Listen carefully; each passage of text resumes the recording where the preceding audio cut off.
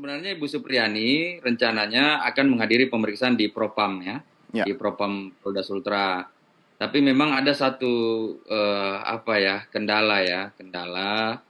Memang ada suatu kejadian yang mungkin bisa kami gambarkan tadi, ada upaya perdamaian ilegal kalau menurut kami ya. Perdamaian ilegal itu seperti apa tuh, Pak? Ya, tadi ada Ibu Supriyani sepertinya diarahkan untuk berdamai, padahal dia tidak menginginkan sebenarnya. Karena dari awal kami fokus sebenarnya untuk membuktikan bahwa Ibu Supriyani tidak bersalah.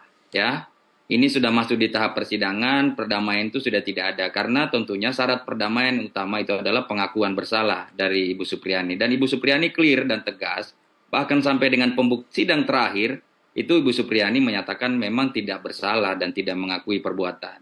Sehingga tadi ada anggota kami yang sempat menandatangani juga, Ketua Cabang LBH Mikonsel, saya sudah berhentikan dengan per hari ini juga, karena tentunya melakukan langkah-langkah di luar koordinasi dengan kami. Apa yang ditandatangani itu, Pak Andre?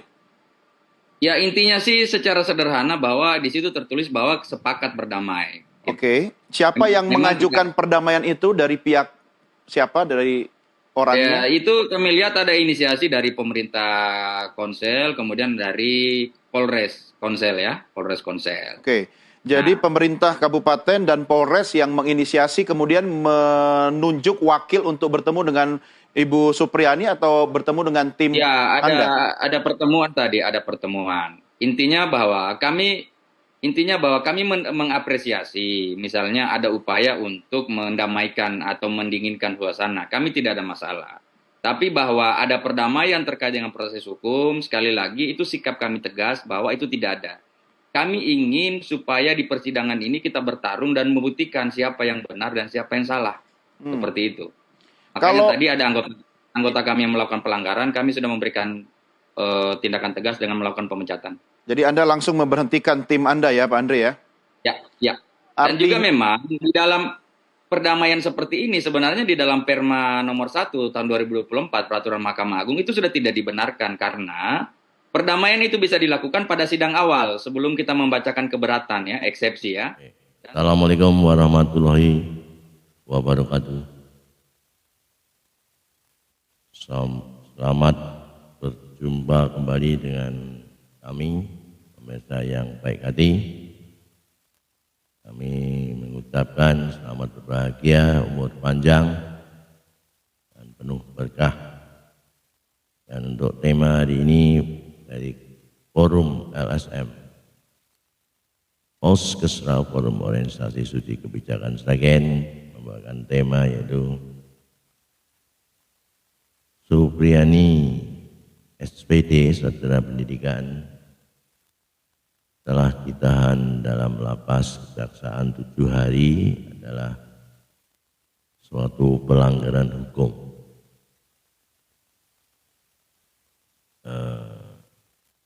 Yang namanya ditahan itu karena ada tanda-tanda bukti sebagai tersangka. Yang dimaksud tersangka adalah orang yang diduga melakukan tindak pidana dan berdasarkan ada bukti, itu namanya tersangka. Yang menetapkan adalah penyidik. Terus ada juga yang namanya terdakwa. Terdakwa adalah seorang yang telah dituntut, diperiksa, diadili, dianggap melakukan tindak pidana dan itu terbukti. Ini bedanya.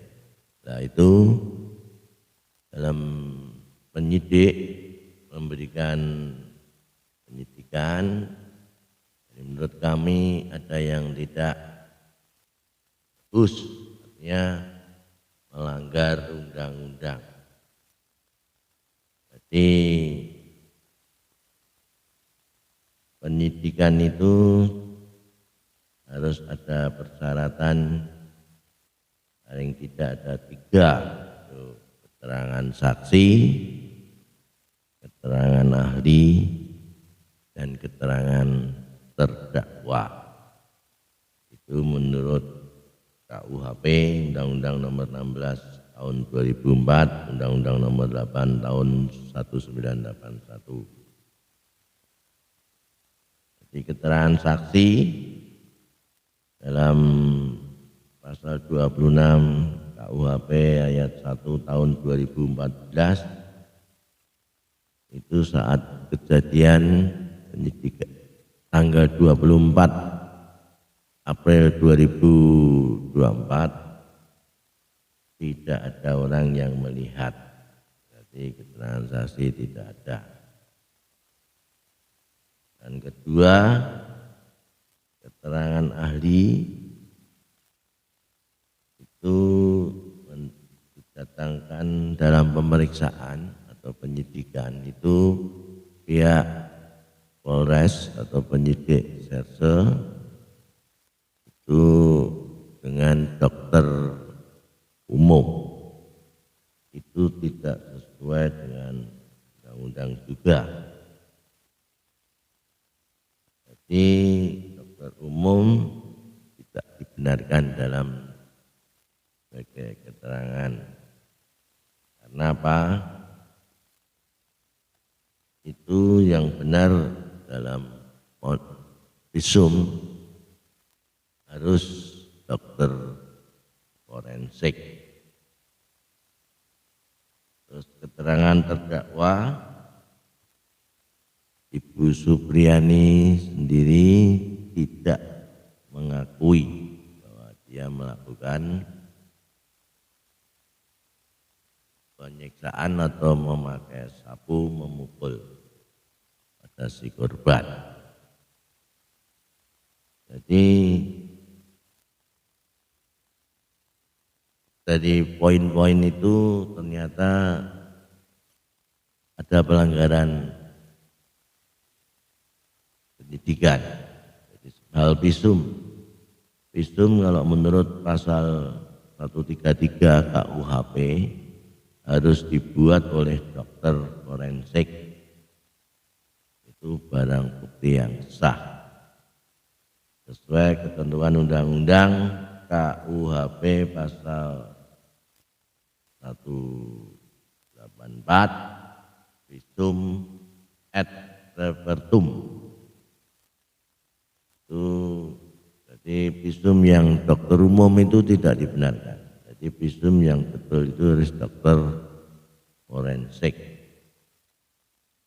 Padahal dalam keterangan dokter forensik itu akan lebih akademis, lebih ilmiah, sesuai scientific crime investigation dan bisa dianggap bukti yang sah.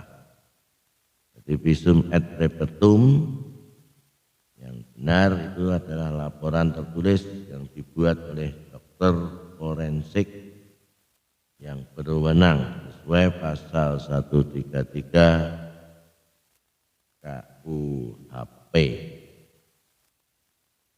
Dan dalam bunyi pasal 133 KUHP dalam hal penyidik untuk kepentingan peradilan menangani seorang korban luka, korban keracunan atau korban kematian yang diduga sebagai tindak pidana berwenang meminta keterangan ahli. Ya ini. Jadi visum dokter umum tidak pas. Keterangan ahli itu harus dokter kehakiman atau dokter forensik sesuai pasal 133 KUHP. Jadi termasuk Ibu Supriani itu sudah mengalami penderitaan karena dalam proses penyidikan dari Polres Serse yang dilimpahkan kejaksaan melanggar peraturan hukum. Seperti tadi visum itu melanggar pasal 133 KUHP. Terus dengan tidak ada saksi yang melihat pasal 26 ayat 1 KUHP tahun 2014. Jadi buktinya tidak ada, saksinya tidak ada, pengakuan tidak ada, itu tidak bisa dikategorikan sebagai tindak pidana dengan bukti. Dan prosedur dalam penyidikan banyak yang kejanggalan. BAP itu laporannya terbalik. Sebetulnya seperti sapu dibawa ke penyidik, itu yang betul penyidik pihak korban lapor dulu kepada penyidik, kemudian penyidik baru membuat surat perintah atau penyitaan barang. Itu dalam BAP tidak cocok. Dan keterangan anak itu tidak bisa menjadi alat bukti. Jadi keterangan anak itu hanya sebagai keterangan. Karena apa? Karena di bawah usia 18 tahun dan belum bisa disumpah, tidak disumpah di pengadilan negeri. Jadi keterangan anak itu sebetulnya tidak cocok dengan pasal 145 HIR, Hersen Inland Reglement. Anak tidak bisa jadi saksi, itu jadi HIR. Pasal 145 Hersen Inland Reglement, instrumen hukum yang mengatur tentang tata cara pelaksanaan suatu persidangan perkara.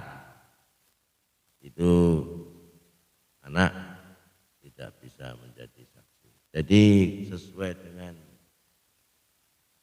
perundang-undangan dari